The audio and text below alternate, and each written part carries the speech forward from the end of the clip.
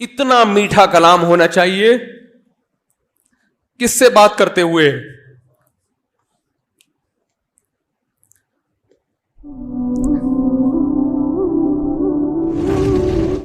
صحابی نے پوچھا یا رسول اللہ میں اپنے اخلاق میں جو ایکسیلنسی پیدا کروں تو اس ایکسیلنسی کا سب سے زیادہ مستحق کون ہے؟ یعنی سب سے زیادہ میٹھے انداز سے بات میں کس سے کروں؟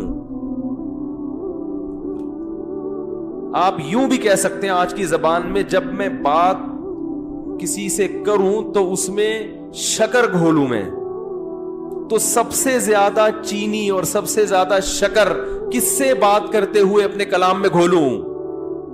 بات آ رہی ہے سمجھ میں؟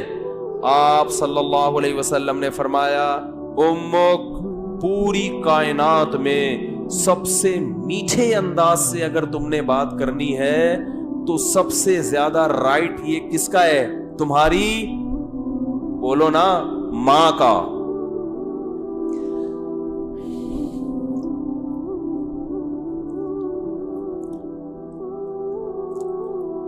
صحابی نے عرض کیا یا رسول اللہ کیا انداز ہے؟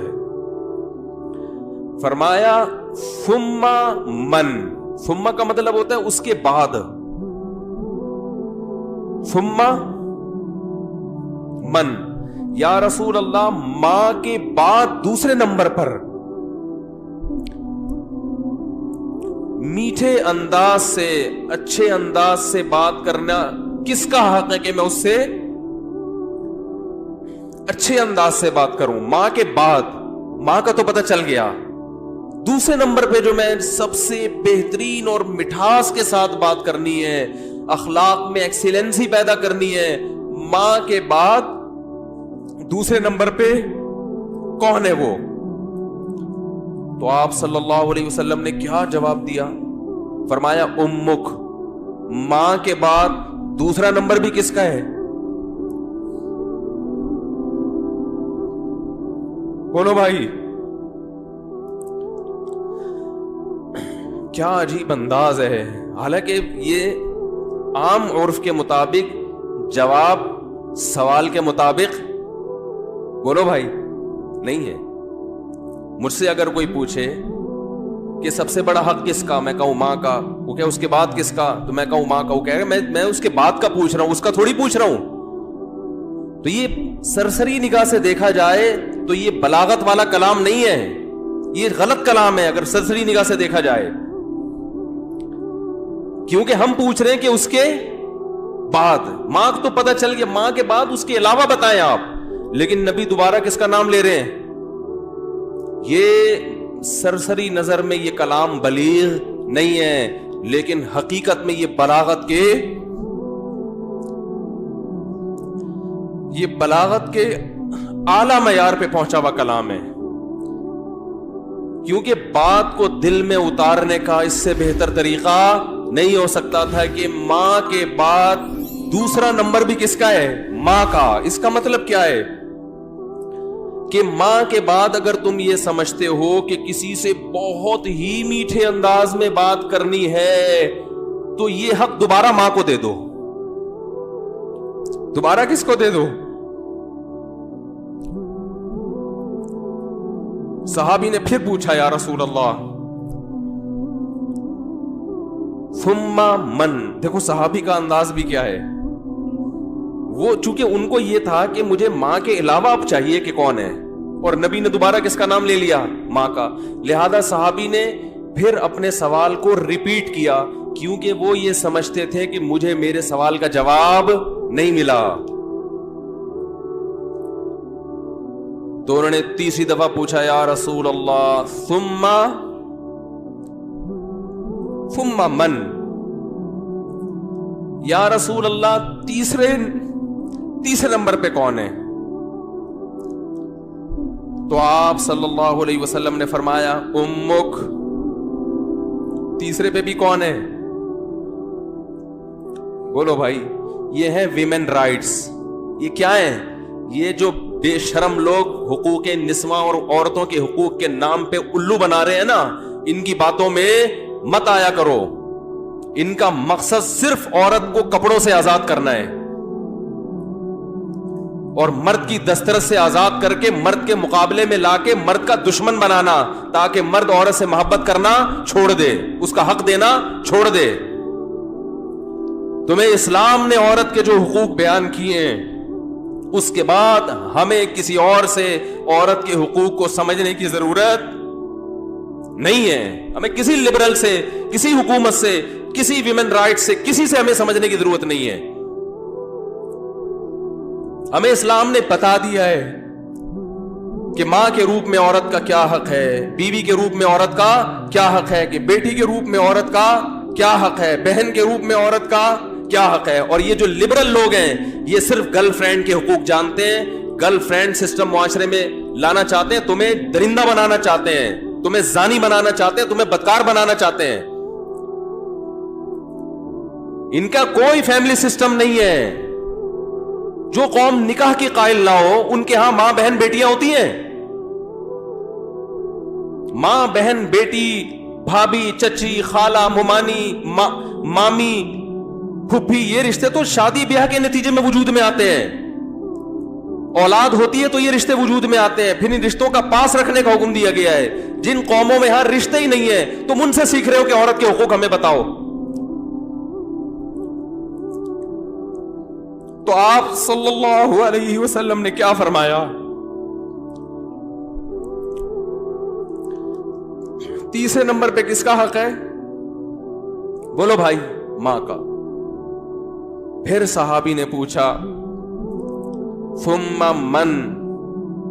اس کے صحابی بھی پوچھتے جا رہے ہیں, دیکھو رک نہیں رہے, کیونکہ ان کے سوال کا جواب مل نہیں رہا کہ یا رسول اللہ آپ ماں کا تذکرہ ختم کریں گے تو پتہ چلے گا کہ ماں کے بعد کس کا حق ہے.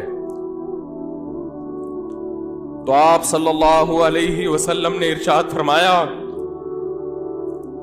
ثم ابوک. چوتھے نمبر پہ کون ہے؟ باپ. پوری کائنات میں اگر آپ کسی سے نرم انداز سے بات کرتے ہیں,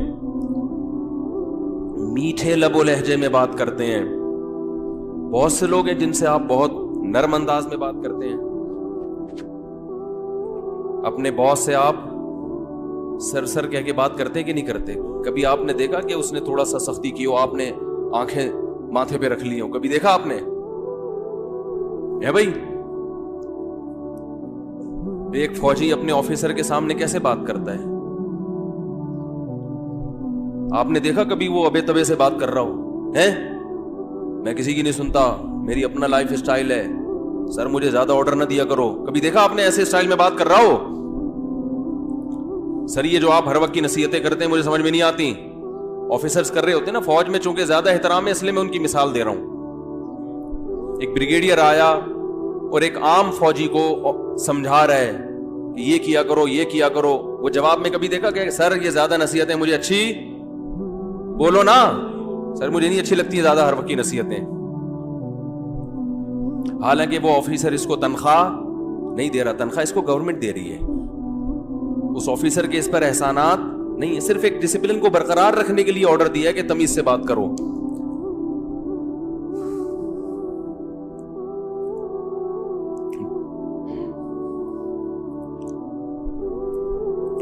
اس نے آپ کے لیے قربانیاں دی ہیں,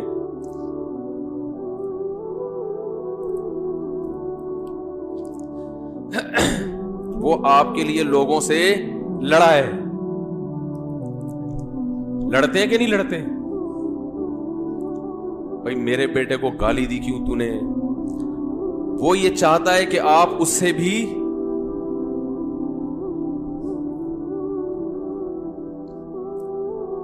آپ اس سے آگے چلے جائیں.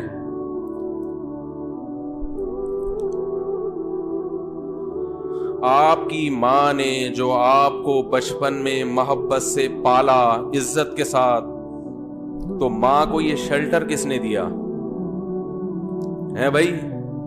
باپ نے. باپ اگر نہ شیلٹر دیتا وہ اتنی محبت کے ساتھ نہیں پالتی.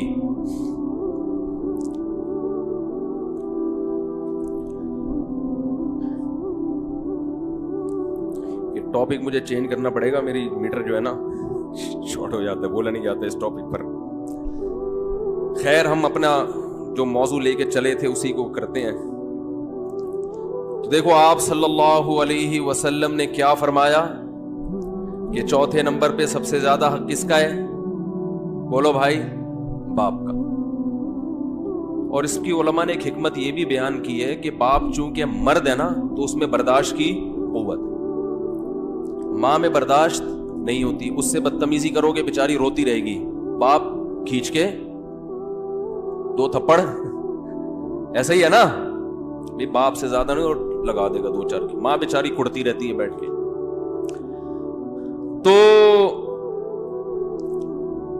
तो मैं मिसाल देता हूं कि एयर होस्टेस से अखलाक सीखा करो। जिस स्टाइल में एयर होस्टेस आपसे बात कर रही है, तो जब मां से बात करो ना, तो उस स्टाइल में 3 चम्मच चीनी, 3 चम्मच हदीस में 3 गुना है ना, तो जितनी चीनी आप अपने बॉस से बात करते हुए अपने कलाम में मिलाते हो, अपनी मां से बात करते हुए 2 चम्मच उसमें इजाफी डाल लिया करो, तो टोटल कितने हो जाएंगे? 3 चम्मच हो जाएंगे। इतना मीठा कलाम होना चाहिए किससे बात करते हुए?